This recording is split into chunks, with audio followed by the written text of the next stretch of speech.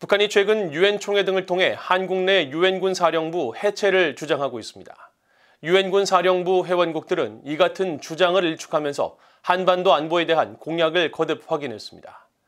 스튜어트 메이어 전 유엔사 부사령관은 9.19 남북 군사합의에 대해 군사 대비태세에 상당한 제한을 준다면서 작전 측면에서 폐기를 권고할 것이라고 말했습니다.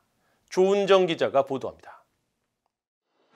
최근 한국과 유엔군 사령부 회원국 국방장관 회의가 서울에서 개최된 뒤 17개 회원국에 속한 뉴질랜드의 안톤 영맨 국방부 차관이 유엔사의 중요성을 밝혔습니다.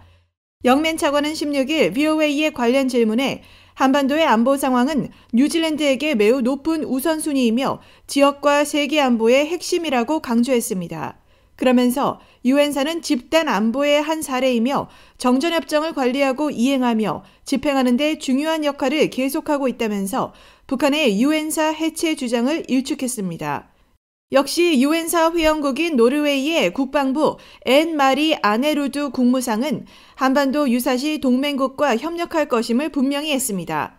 특히 유엔사는 인도태평양의 전반적인 안보 환경에서 중요한 요소라고 강조하면서 북한이 한국 유엔사 국방장관 회의는 새로운 침략전쟁 도발이라며 유엔사 해체를 주장한 데 대해 동의하지 않는다고 밝혔습니다.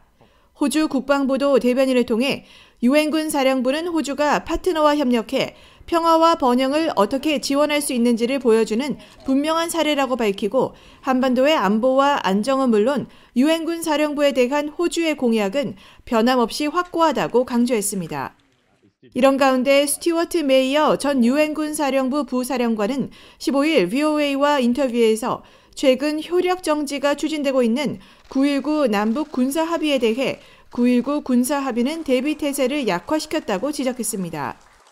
There were concessions, though, that were made in the CMA that did reduce the readiness of the troops along the border.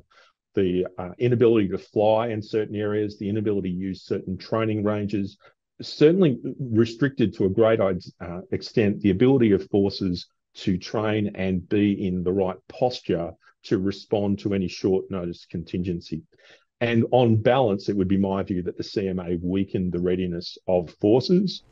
메이어 전 부사령관은 또 남북 군사 합의로 공동경비구역 JSA 내 긴장이 완화되는 긍정적인 측면은 있었다면서도 한국의 전임 문재인 정부의 정책은 유엔사의 역할을 축소하는 것이었다면서 자신의 재임 당시 유엔사와 한국 정부가 어려운 관계였다고 밝혔습니다.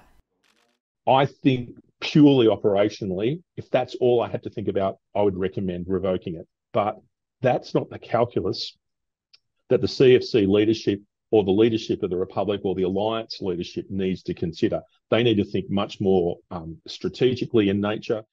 호주 해군 중장으로 2018년 남북 군사 합의 체결 후 2019년부터 2021년까지 유엔사에서 복무한 메이어 전 부사령관은 이어 2019년 북한 어민 2명이 판문점을 통해 강제 북송된 사안은 유엔사가 구체적인 사실들을 제공받았다면 이송을 지지하지 않았을 것이라고 밝혔습니다. 또 문재인 정부가 추진한 종전선언은 매우 신중한 방식으로 진행돼야 하는데 유엔사와 협의가 충분하지 않았다며 당시 문제점을 지적했습니다. VOA 뉴스 조은정입니다.